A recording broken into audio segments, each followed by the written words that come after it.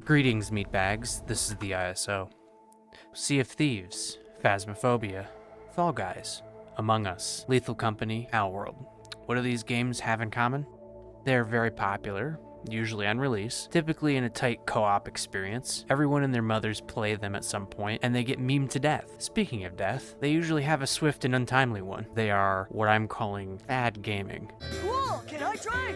You're a dork! Ah, that term, fad, got a negative connotation to it, but it seems more accurate than the phrase game of the month. GOTM? GTM? Never mind. We are currently in the midst of our current king of the month, Helldivers. And oh man, this game is insanely... Shit, not even indie games are immune to the launch server issue thing. I'm reminded of Halo 3 and GTA. I'm surprisingly had no issues with the queue. I don't know what these other meatbags are talking about, so yeah. Game awesome. Killing my brothers, not so awesome. Seriously, or democracy. This is not a review of Helldivers. I'll do that at some point, don't worry. This is more a commentary on fad gaming, and it's good or bad depending on your perspective. I've already sliced one particular type of fad gaming into just co-op games, and it's similar of ilk. What's crazy to me is that these usually small developers come in and basically sweep the big players, and don't call me a corporate cuck just yet. I really love the games listed before, and I think that the big developers really need to stop sucking on their own arse long enough to see what the industry is interested in, or at least what gamers are interested in. I'm looking at you, Starfield. This is more of a criticism of the industry and maybe Steam. When a hit pops out of nowhere from the ether, there's a mad dash and a surge of interest from the initial concept, which is usually really unique or something that nobody's ever thought of, and people find out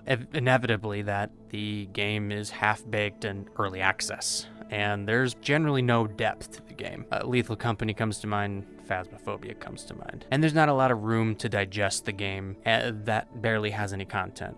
And the ADHD meatbags out there move on to the next shiny object. Like Lethal Company, we are modding the game in my friend group, thank God, to give it more life than it actually had. I have a bit more faith in our current king due to the bigger studio backing it and how the original Helldivers was essentially a Kickstarter for the game. But I think rushing out half-baked products from some small developers is setting a bad example for the bigger guys in the room. I don't hate early access. I believe it is a necessary thing to keep games existing in the first place. Maybe this perspective is kind of weak, and I'm just too poor to keep up with the current trend of games. But I remember a day when this kind of thing rarely happened, and most of the big games were actually AAA, and the content flowed at a slower rate, and there was more anticipation for the big games. Now it seems like big games by big studios mostly suck, and the only really interesting things happening in gaming is in the VR scene and these small indie game studios that make smaller games on a smaller budget. And to be super fair, gaming has never been better than it has been than now. The small games are pushing the bigger guys to come out and do more creative things for bigger games. And without them, we'd still be swimming in loot box hell. I think that Steam should have some better standards for early access and should hold up these smaller studios from just publishing without any